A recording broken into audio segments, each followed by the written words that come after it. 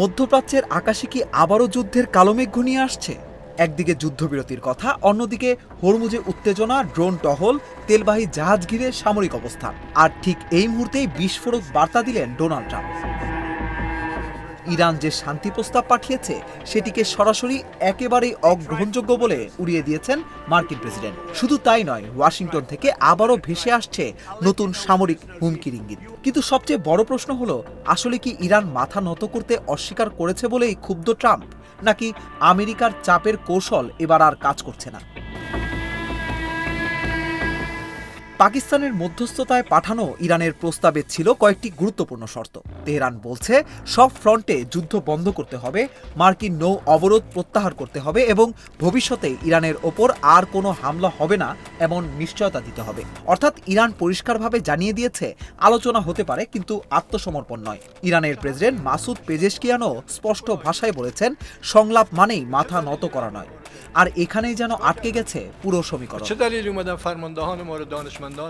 এদিকে আমেরিকার দাবি, ইরানকে ইউরেনিয়াম সমৃদ্ধকরণ বন্ধ করতে হবে, পারমাণবিক স্থাপনাগুলো বন্ধ করে দিতে হবে, এমনকি তাদের মজুদ ইউরেনিয়ামও সরিয়ে ফেলতে হবে। কিন্তু তেহরান সেই শর্তে রাজি হয়নি, বরং ইরান উল্টো হরমুজ প্রণালীতে তাদের নিয়ন্ত্রণ আরও শক্ত করেছে।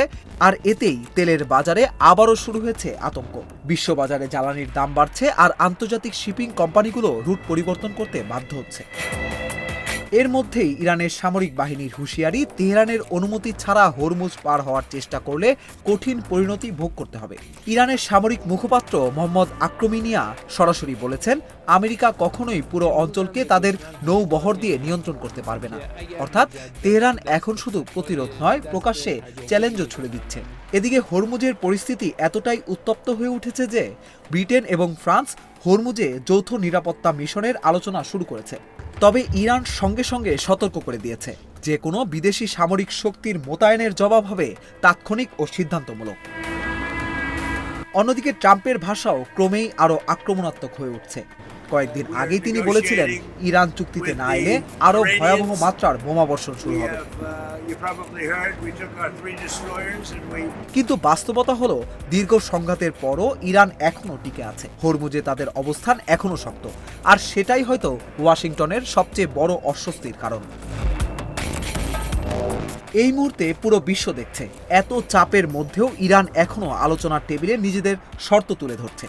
সব মিলিয়ে এখন প্রশ্ন একটাই, শান্তি আলোচনা কি সত্যি ভেস্তে গেল, নাকি এটি আরো বড় কোনো সংঘাতের আগের শেষ কূটনৈতিক প্রচেষ্টা? কারণ হরমুজে এখনো যুদ্ধজাহাজ মুখোমুখি দাঁড়িয়ে, আকাশে ড্রোন উড়ছে, আর ওয়াশিংটন এবং তেহরানের মধ্যে তর্কের যুদ্ধ প্রতিদিন আরো বিপজ্জনক হয়ে উঠছে। একটি ভুল সিদ্ধান্ত, একটি ভুল হামলা, পুরো মধ্যপ্রাচ্য আবারও জ্বলে উঠতে পারে ভয়াবহ আগুনে।